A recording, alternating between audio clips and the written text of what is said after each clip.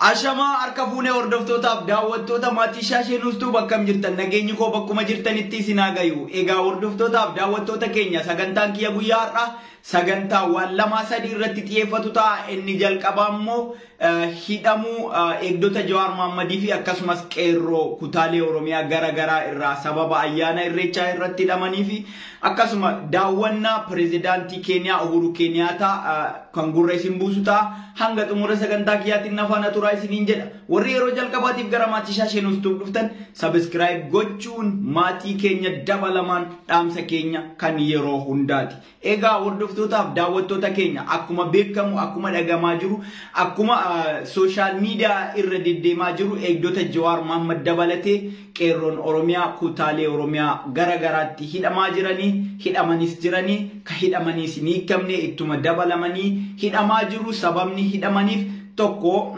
bilisiginnaan haajettu malee sababa ayyaana Irreechaa irratti jeequmsa kaasuuf yaalaniin hiine haajettu malee wantoonni achi keessa jiru shira hedduudha. Akka informationiin yookaan odeeffannoon ba'aa jirutti tokko wanni eegdota Jawaar Mohammad hidhaniif Jawaar Mohammad haala salphaan miidhuuf yookaan hidhuuf yookaan takka ajjeesuuf akka haalli mijaa'uuf jecha ijoollee sana nama shan irraa hidhanii yeroo ammaa Jawaar Mohammad eegdota hin qabu. Eegdonni inni qabus nama muraasa.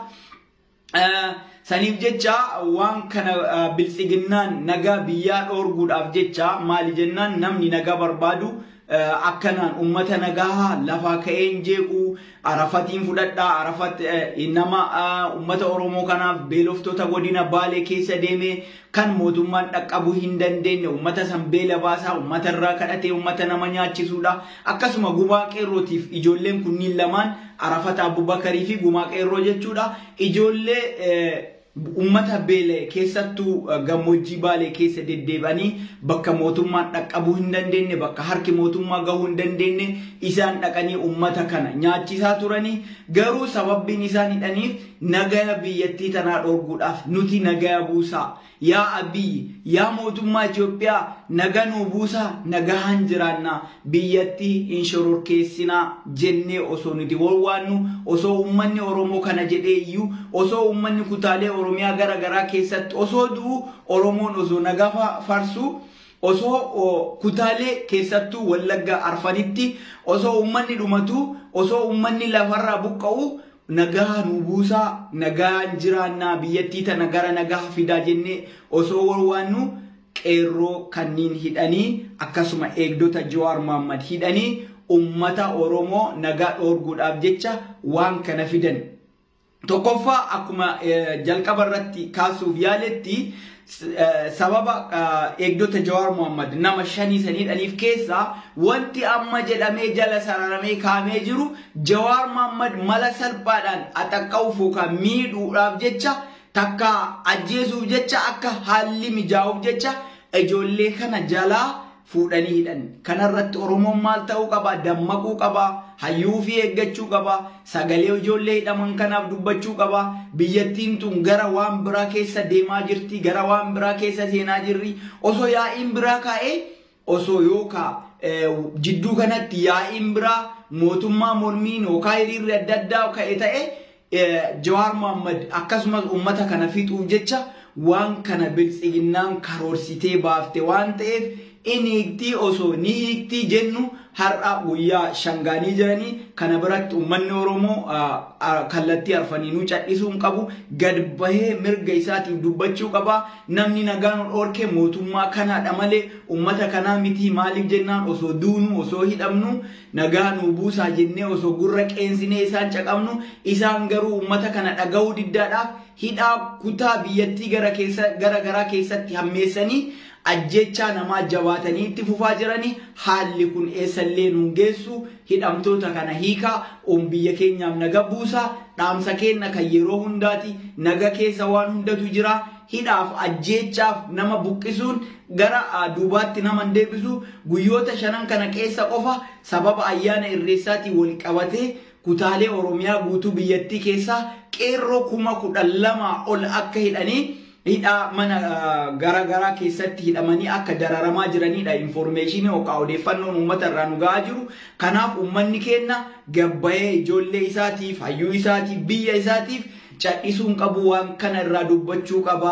Yaa biltsiginaa nagaa nu dhorginaa nagaan jiraachuu feena ummata nagaa hin dhorginaa ummata hin shororkeessinaa ijoolleen kun hiriiraan baafne ijoolleen kun jeequmsaan baafne waan biraan daane yoo saba kanaaf galata oolan malee especially Abubakar Arafat Abubakarii fi Guma qeerroo ijoollee godina Baalee keessa deemtee uummata kana nyaachisaa turanii bakka harki mootummaa dhaqqabuu hin dandeenye ka isaan dhaqqaban waan ta'eef waan kana mootummaan kun yeroo gabaabaa keessatti furmaata tokko kaayee ijoollee kana mana hidhaa kanarraa baasu taanaan itti gaafatamaan naga biyyattii sanaa ka dhorke namni tokko yookaan Jawaar ta'e namni biraa sababa ijoolleen kun hidhamaniif gadi bahanii hiriira bahanii namni tokko yookaan ta'u ta'e itti gaafatamaan mootummaa irra ta'u dagatamuu hin qabu dhaamsa jedhu gara kanaan dabarfachuu barbaada. Qophiin kiyya inni lammataa immoo daawwannaa pirezidaantii Uhuru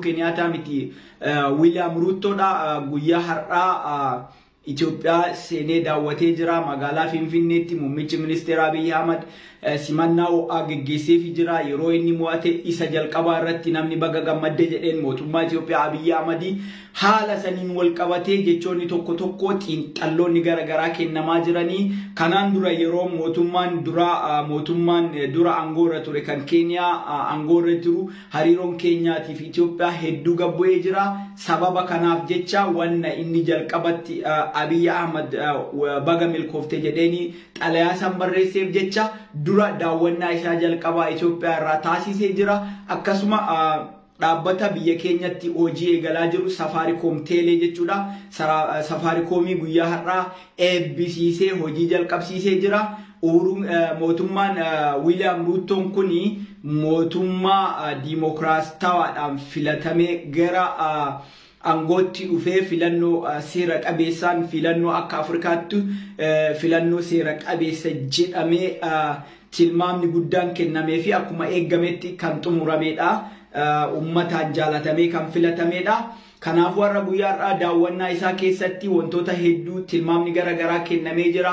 Tarii araara Itoophiyaa mootummaa biltsiginnaatiif TPLF jidduufillee gahee guddaa taphachuu danda'ama jedhamee nama tilmaama kennamee fi sababni isaa tokkoffaa kanaan dura yeroo TPLF aangoorra turte baay'ee walitti dhufeenyaan qaban ture mootummaa isa duraatiin amma garuu TPLF gaafa mootummaan inni duraarra ture araara gamtaa Afrikaa diddee Afrikaa Yuuneenii diddee mootummaan Keeniyaa isa duraatiin akka nu laallamu jechaa turte sanaan jechaa turte Abiy yeroo sana gamtaa Afrikaa jalatti nu laallamu jedhamee mootummaa Keeniyaa isa duraa san dhiibbataa ture amma isa kana jala Abiy waan dhaga'u fakkaata hariiroon isaanii haala gaariidhaan waan oo'ee fakkaata akkasuma TPLF illee kanaan dura gamtaa Afrikaa jalatti dhimmi keenya nu laallamu jettee waakkataa turte jechi mormataa turte yoo nu laallame jaarsummaan biraa jidduu keenya galamee akka nu laallamu warri addunyaa keessa galee akka nu laallamu jechaa turte gamtaa Afrikaa diddee turte. Haa ta'u malee injifatamuu mootummaa Keeniyaa isa duraa erga bartee booda rakkoon keenya Afrikaa Yuuneenii yookaan gamtaa Afrikaa jalatti nu laallamee nagaan wal mari'annee akka gara nagaa dhufnu jettee xalayaa barreessiteefii turte. Mootummaan Itoophiyaas akka guyyaa kaleessaa jedhametti waan marii warri TPLF gamtaa Afrikaa jalatti akka nu laallamu jettee dhiyeessite san akka fudhateetti yookaan akka mirkaneessee nu laallamu rakkoon keenya achi jalatti nu laallamu jedhanii wal mari'atanii jiranii gamtaa Afrikaas xalayaa barreesseefii ture xalayaa gamtaan Afrikaa barreesseef sun mootummaan Itoophiyaa mirkaneessee nu laallamu nuti kalallee kana durallee gamtaa Afrikaa jalatti akka nu laallamu nageenyi keenya akka isaan jalatti bu'u jennee turre jedhanii jiranii.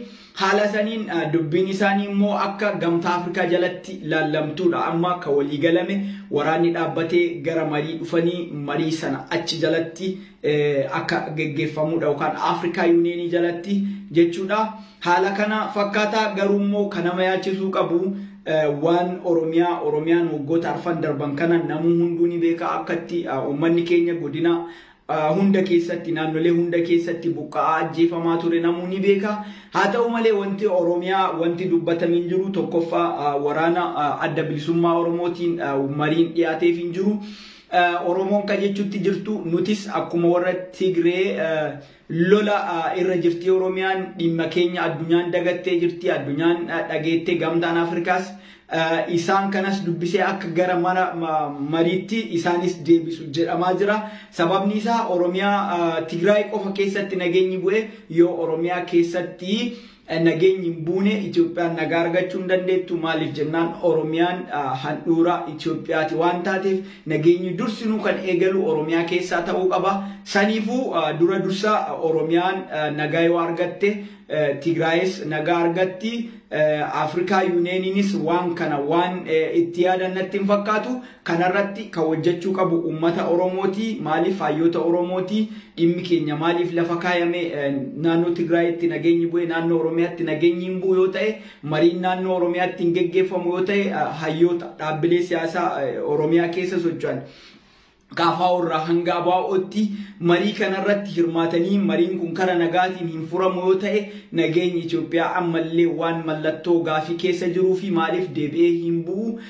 Oromoonis mirga isaa gaafatee Tigreenis mirga isaa gaafatee garuu amma mariin araaraa kun ka kennameef Afrikaa Yuuniyeeniin yookaan gamtaa Afrikaas kan affeere TPLF qofa waan ta'eef dhimmi ABO sooka adda bilisummaa Oromoos TPLF addatti laallamuu hin qabu jedhamuu qaba. Kanarratti kan irra dalaguu qabu saba Oromooti hayyoota Oromooti. An sagantaa kiyya guyyaa har'aa xumuree jira odus isinii dheeressee jira. Nagaan naaf jiraadha. YouTube chaanaalii kana subscribe naa godhaan dhaamsa kiyya kan yeroo hundaati.